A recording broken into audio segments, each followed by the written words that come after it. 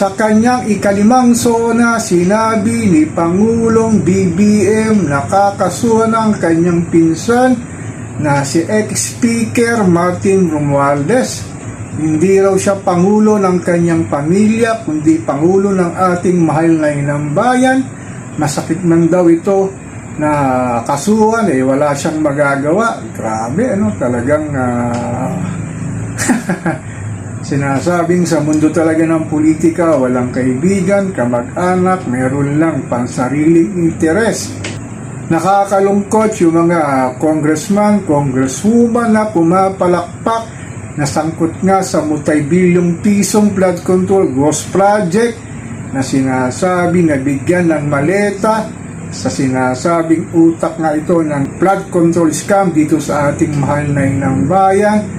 Ayayahay lamang sila na pumapalakpak pa. Kasama na rin dito ang ilang senador na sangkot din sa sinasabing malawakang scam dito sa ating bansa. Katulad nga ni Presiding Officer Senator Francis Chis Escudero, Senator Joel Villanueva na hanggang ngayon na hindi pa kinakasuhan.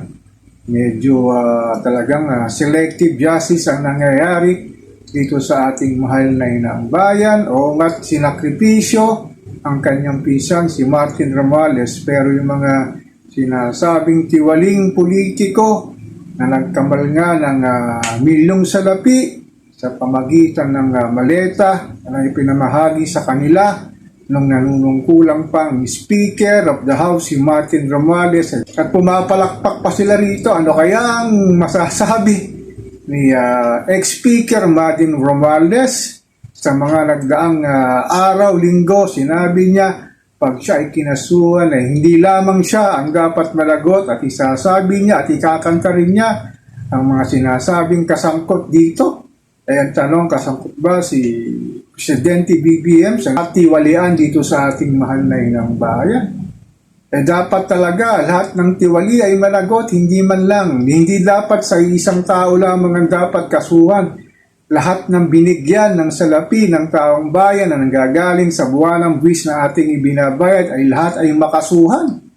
Talagang nakakalungkot lang ang kultura ng korupsyon dito sa ating bansa. Hindi na yata maisasawata pa. Talagang ang nangyayari talaga kung sino man lang ang pinangalanan at sinabi na ilalaglag, yun lamang ang kanilang kakasuhan, samantalang yung mga kasangkot, ganun talaga siguro, talagang yun ang laban ng ating politika dito sa ating mahal na inang bayan. Talagang ang nangyayari talaga na kung sino man yung mga sangkot dito ay talagang wala na yata tayong magagawa. Talagang babawi na lang tayo sa susunod na halalan sa 2028 kung sino man ang inyong mga politiko, lalo na sa Kongreso, sa inyong syudad, ay huwag na natin kilang iboto para matigil na tong korupsyon dito sa ating mahal na inang bayan.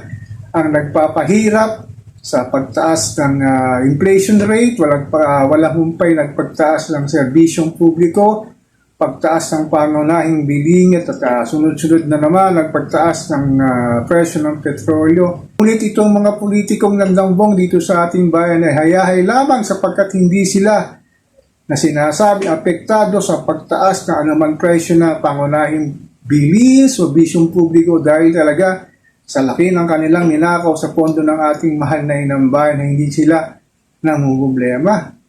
So ako po si Papa Ken, patuloy po akong magmimiron, magmamatsyag dito sa pang-araw-araw nating buhay at kaganapan dito sa ating mahal na inang bayan.